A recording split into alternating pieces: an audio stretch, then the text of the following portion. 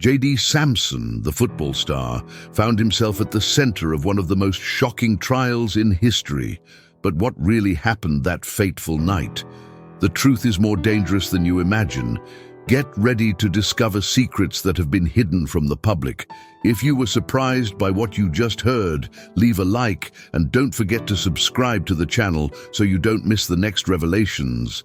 Help us grow to continue bringing stories like this, which will keep you hooked from start to finish. Before the tragedy that would paralyze the country, Samson was synonymous with the American dream. The son of a truck driver and a nursing assistant, he was born in a humble Southern California neighborhood where opportunities were scarce and dangers abundant. From an early age, he learned to survive with courage and resistance, and it was precisely this strength that took him to the top. With an imposing physique, impressive agility, and natural charisma, Samson didn't take long to stand out in high school football. Still a teenager, he was considered a national promise. His career took off at university, where he broke records, won championships, and enchanted scouts. In a few years, he reached the professional league, wearing the shirt of one of the biggest teams in the country. The stadium shook every time he stepped onto the pitch. He was more than an athlete. He was an icon. Advertisements, commercials, magazine covers. His face was on everything from energy drinks to designer suits. The public saw in JD a man who overcame all barriers, poverty, prejudice, statistics. For many, he was invincible, untouchable. But JD didn't stop there. With the end of his career on the pitch, he decided to try his luck in Hollywood, and he succeeded. He participated in series, action films, talk shows. Its popularity crossed borders. He was a constant presence at gala events, award shows, morning shows, and gossip columns. The public loved him. He was the kind of celebrity who seemed to do no wrong. The media treated him with reverence, and his missteps, even the most controversial ones, were quickly hushed up or forgotten.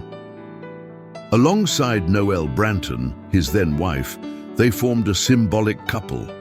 Beautiful, rich, famous, clicked on at parties, trips, and charity campaigns. The chemistry between them seemed perfect for the spotlight, but behind the scenes, it wasn't all glamour. There were rumors of violent arguments, episodes of aggression, and a complicated history of separations and reconciliations. In 1992, Noelle even filed a complaint for domestic assault.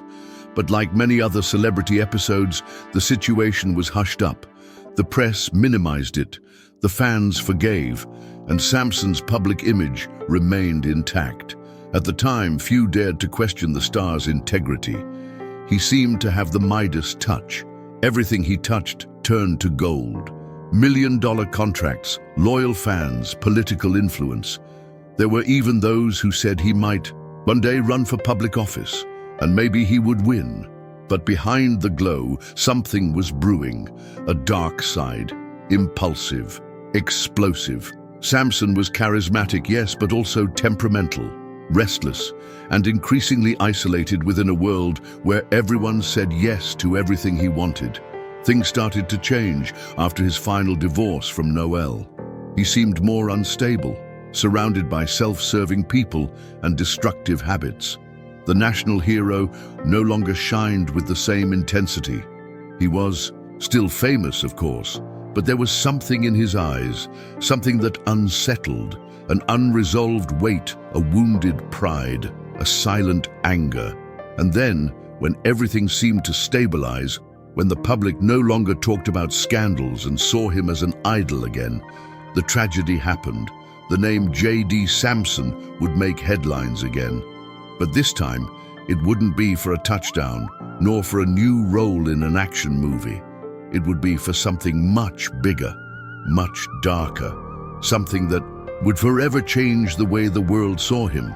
And the question that many would ask, and continue to ask to this day, is what was behind the champion's mask? When the hero becomes a suspect, the world must choose a side. Sunday, June 12, 1994. Night fell peacefully over the upscale suburbs of Los Angeles. In the luxurious Beverly Ridge neighborhood, surrounded by mansions with security cameras and electrified fences, peace seemed guaranteed. No neighbor expected that, in just a few hours, that residential area would become the epicenter of an unprecedented tragedy. At 10:37 p.m., an Akita dog was found wandering the street, stained with blood. It belonged to Noelle Branton, the ex-wife of J.D. Samson. The scene that the police would encounter when following the animal was more terrifying than anyone could imagine. At the entrance to the house, two bodies, Noelle and a 25-year-old named Ronnie Gale, both murdered with exquisite violence, multiple stab wounds, deep cuts, and clear signs that there had been a struggle. Ronnie was found lying next to the gate. He seemed to have tried to escape, but was brutally shot down.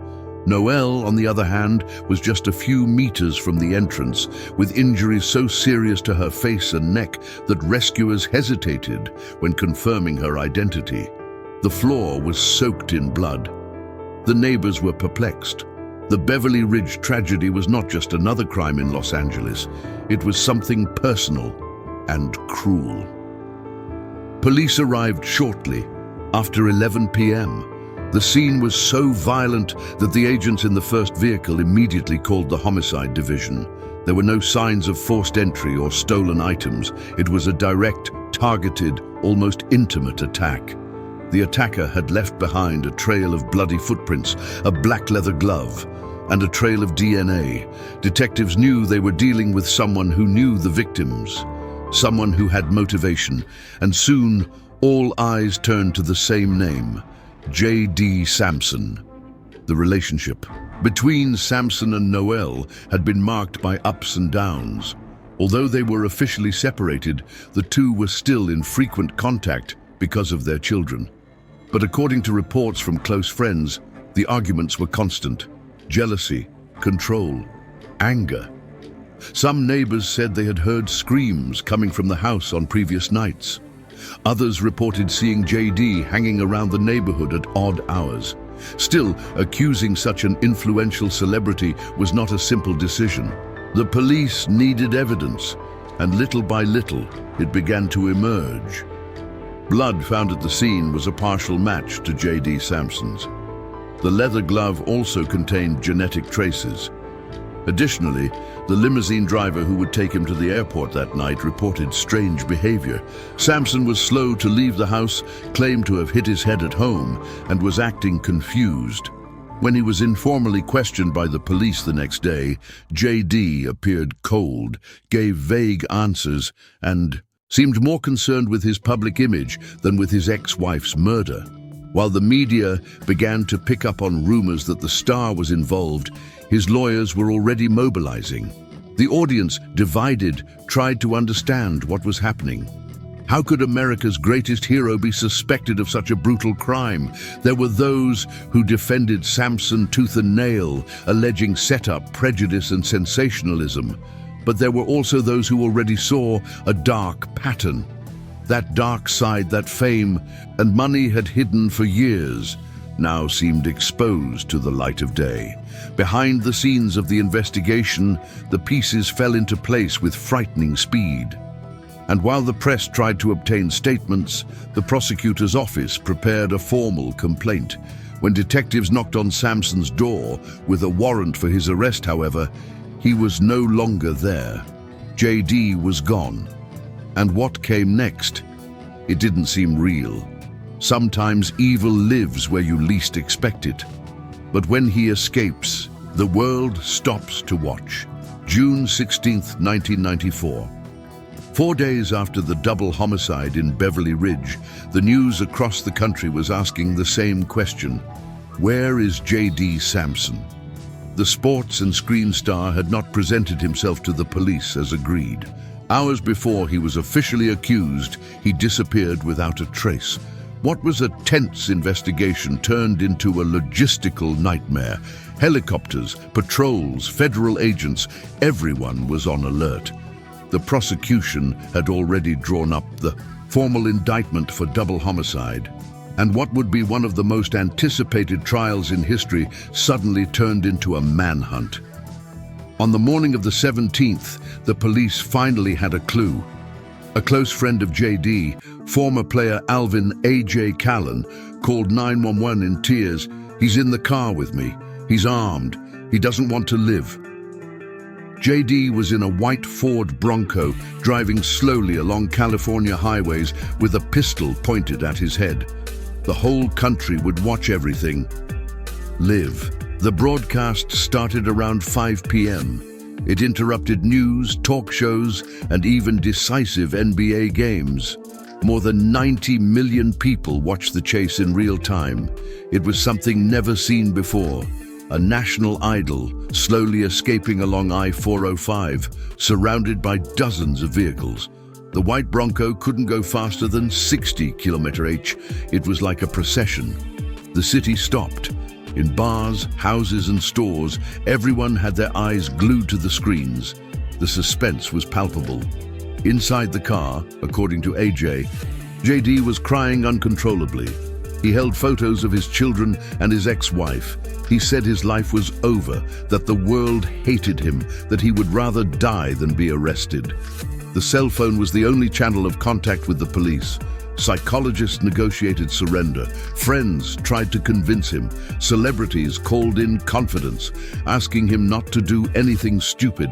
For hours, the entire country held its breath. What was most impressive was the contrast. On one hand, the brutal violence of the crime. On the other, that surreal image of the white car at low speed, followed by an endless line of vehicles under a golden sunset typical of California. An open-air theater. The TV audience exploded. Some were rooting for him to surrender. Others, so that he could confess live. There were those who still believed in Samson's innocence, and there were those who watched just for the spectacle. The line between crime and entertainment dissolved with every kilometer driven. After almost 2 hours of pursuit, the Bronco entered Brentwood, the neighborhood where he lived.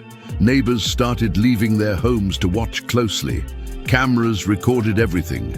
Helicopters followed overhead, capturing every detail. Finally, at 7:57 p.m., JD stopped the car in the driveway of his mansion.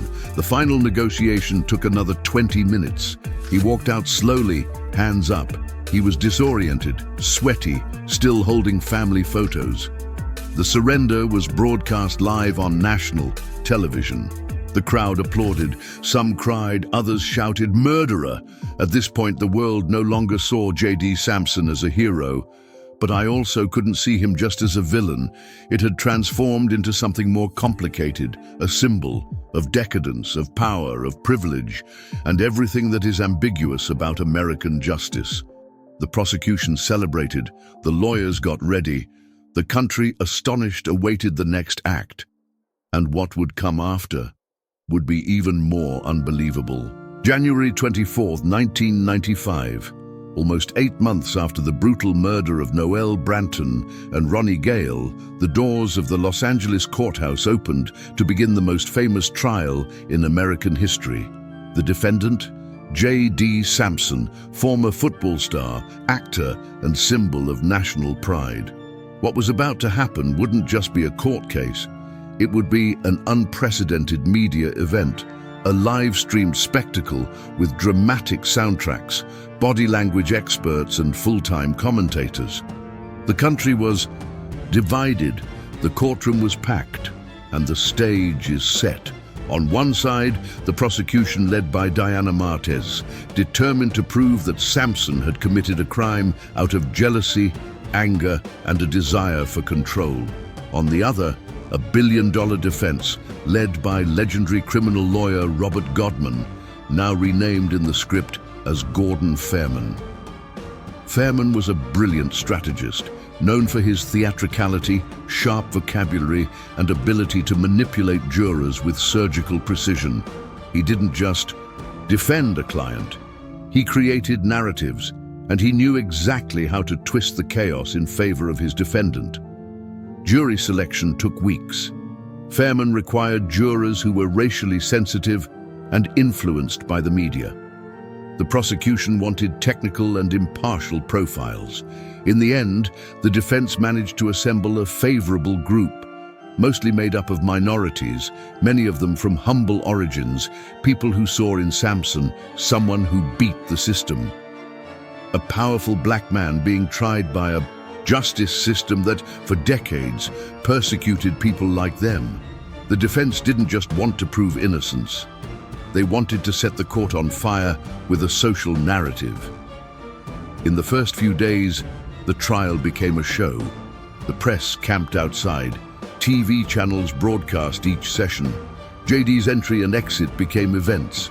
He wore elegant suits, smiled, waved. Inside the court, however, the atmosphere was tense. The prosecution presented physical evidence: Samson's blood at the crime scene, the ISU leather glove with his DNA on it, footprints matching his shoes. They had evidence, testimony, and a clear timeline. But the defense had something even more powerful: doubt. Fairman turned the leather glove into the symbol of the comeback. He asked JD to try it out right there in front of the jury. The glove, soaked, dry, and poorly stored, didn't fit properly. The moment was televised. And with his deep voice, Fairman released the phrase that would echo forever: "If it doesn't fit, you should acquit him." The crowd outside cheered. It was like a goal in the final of a championship. The phrase became a t-shirt, memes, watchword. Judgment stopped being about evidence and became about perception. The prosecution, although technical, was lost in the details. The defense, although theatrical, was cohesive and seductive. Additionally, Fairman explored another topic: the systemic racism of the Los Angeles police. It brought to light a past of abuse and prejudice. The lead detective on the case, Mark Thurston, was unmasked for racist statements recorded years earlier. Fairman used this as a cannon against the credibility of the investigations. It was a risky move, but an effective one. Instead of JD in the spotlight, it was now the police who were in the dock. Each session brought a twist. Experts contradicted experts. The media fed theories. The public chose sides as if it were a championship. There were t-shirts with "Free Samson" and others with "Justice for Noel." The country was divided, and the pressure on the jurors was immense. They were escorted, isolated, and monitored. The tension was so great that one of them had a nervous breakdown and had to be replaced. Meanwhile, JD maintained his pose. He smiled, joked with the lawyers, signed autographs. It felt like living a reality show, not a murder trial. It was as if he didn't understand or didn't care about the weight of the accusations. To his fans, this was proof of his innocence. For critics, it was psychopathic coldness. The truth, only he knew. After months of testimony, arguments and twists and turns, the jury met to deliberate. It was less than 4 hours. The country waited, hearts stopped, live channels, and then the verdict would shock the world, and it would change everything forever. October 3rd, 1995.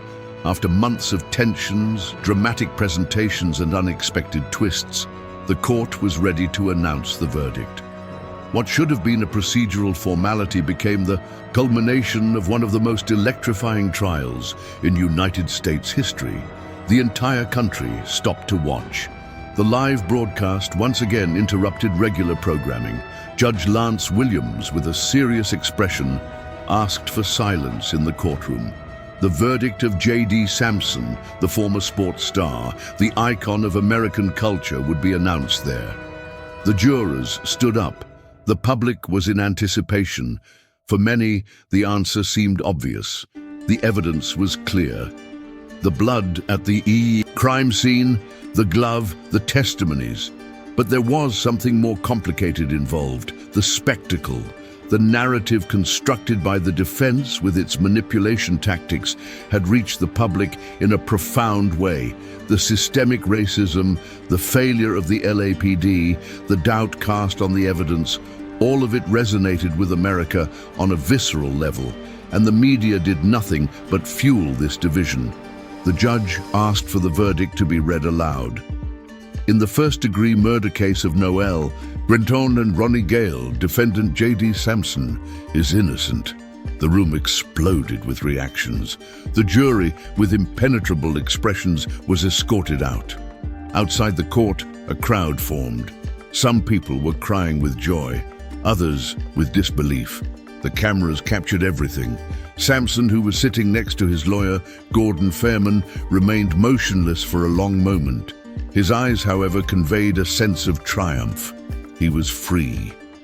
But J.D. Samson's freedom did not mean victory for everyone. While the defense team celebrated, Noel Branton's parents were devastated.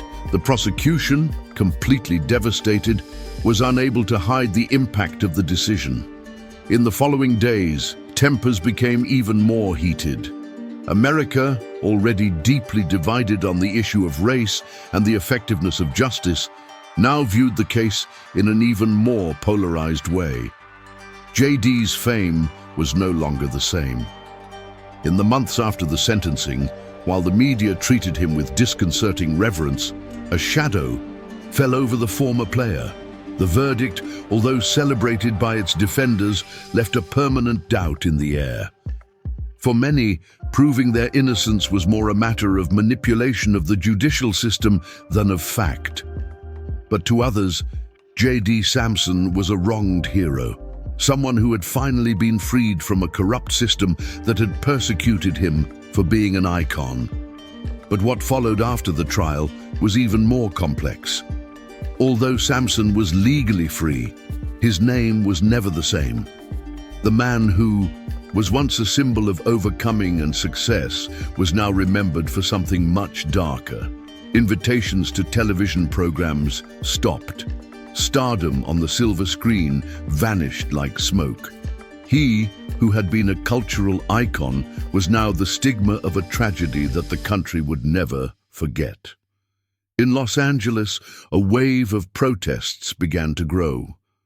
The black community found itself divided between those who saw Samson's acquittal as a victory against a racist system and those who feared that the case was yet another reflection of impunity. The trial did not bring peace to the nation.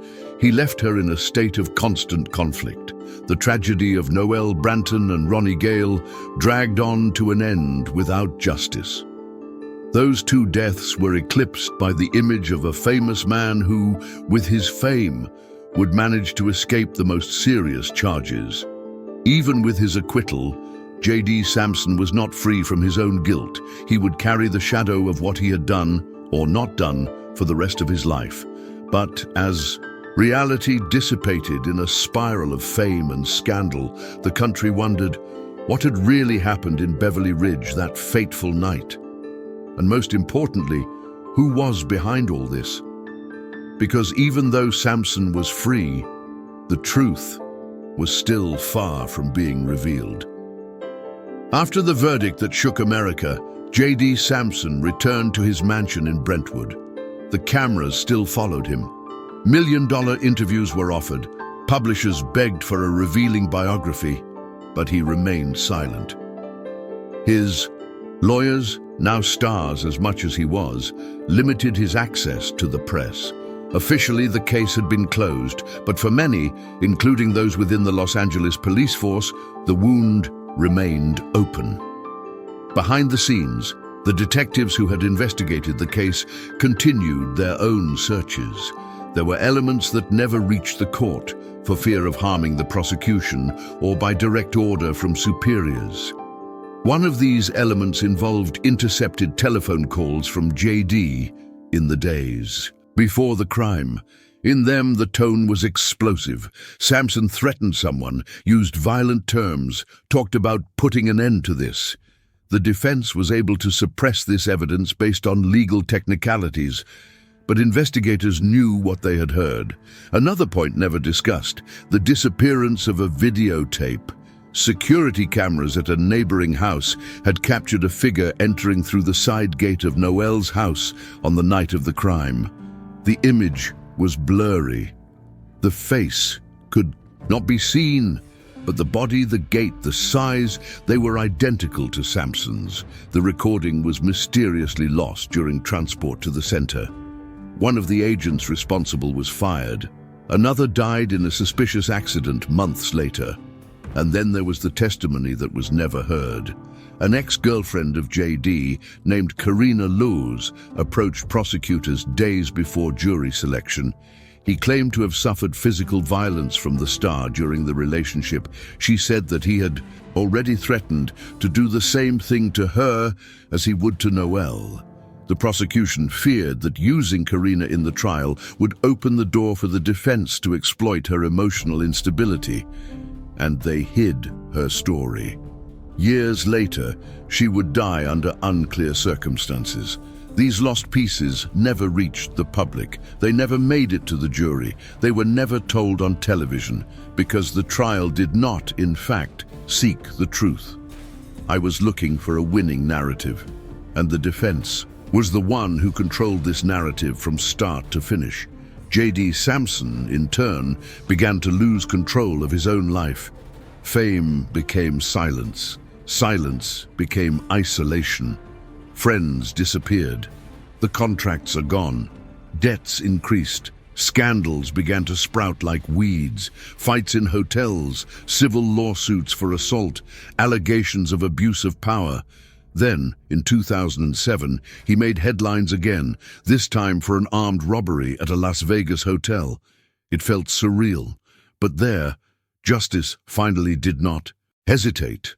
Samson was convicted and spent nearly a decade behind bars. But what shocked everyone was what he said upon leaving prison. In a brief interview, surrounded by reporters, JD said, "I was convicted of something small, but what I actually did, no one has ever proven." The sentence fell like a bomb. What did he mean? Was it a confession, a rant, arrogance? Since then, millions have debated its meaning. But those who followed the case from the beginning knew that that statement was not a mistake. It was the echo of something much deeper. Maybe guilt, maybe pride, maybe just the desire to stay in control until the end. The murder of Noel Branton and Ronnie Gale remains officially uncultivated. JD Samson, in the eyes of the law, was cleared. But the truth was buried under the spotlight, legal manipulations and pacts of silence. Time turned the case into legend. Films were made, books published, conspiracy theories multiplied. Some blame the police, others the media. Some swear it was a commissioned crime, others say it was an outburst of jealousy, but none of them can say for sure, because sometimes justice is not served in the courts. She hides and wait, because the truth always takes its toll, sooner or later. Now, what do you think of this whole story? Did JD escape the truth, or did justice finally prevail? Leave your opinion in the comments and tell us what you believe really happened. If this case surprised you, leave a like and subscribe for more shocking stories. Don't miss the next video because the mystery never ends.